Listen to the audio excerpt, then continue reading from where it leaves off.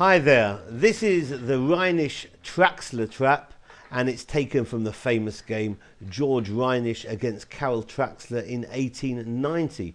And Traxler, of course, is the man, the Czech chess player who is credited with having founded this famous sacrificial opening, which is named after him. e4 and e5, knight f3, knight c6. We're going for the two knights defense. Bishop c4 is met by knight f6 and the direct knight g5 targeting f7 is usually defended by black with the move d5. Here we've got this incredible move here, bishop c5, giving up the pawn on f7. Knight takes on f7 or bishop takes on f7. They both have their merits. Perhaps bishop takes f7 is actually preferred. Here we're looking at the knight takes on f7 line, which forks the queen and the rook, but black ignores that and counters with the sacrifice bishop takes on f2. In this particular game, Reinisch went wrong at this point. Usually white will try to refute the sacrifice by accepting it with king takes f2. Also playable is king takes, is king to f1. But if the king wants to avoid placing himself along the dangerous f file and plays king e2, then black already seizes the initiative with knight d4, check, urging the king to take the bishop if he still wants to, but if he refused it before, no point taking it now. So king d3, and here several decent tries for black. Possibly is queen e7, but certainly more picturesque is the move played b5, giving up the queen, because if white were to take the queen with knight takes d8, then we can expect maybe b takes on c4 check, because now if king takes on c4, bishop a6 is going to leave the king stranded in black territory. That's going to be a mating attack, and instead of king takes on c4, if white were to try king c3, then it would appear that knight takes on e4 is also going to be a mating attack.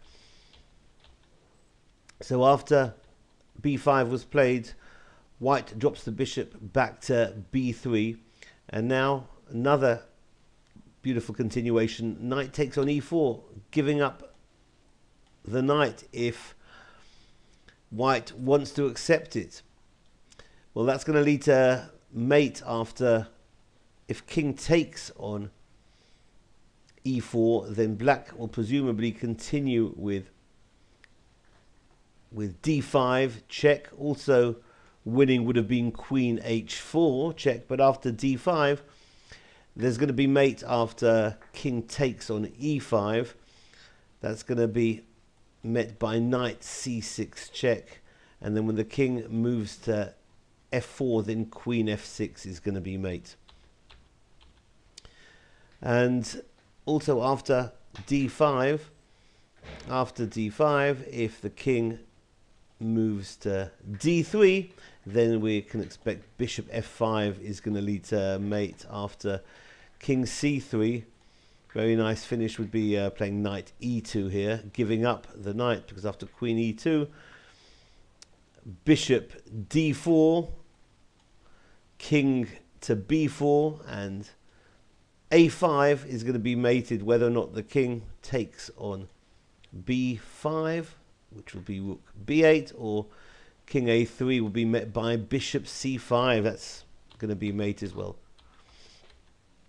So going back, and in the game itself, Reinisch with the white pieces took the queen on d8, and the game ended after knight c5 check, driving the king to the queen side with king c3. Now knight e2 check, giving up that knight. Queen takes e2, similar idea to the variation we just saw. Bishop d4 check, king b4.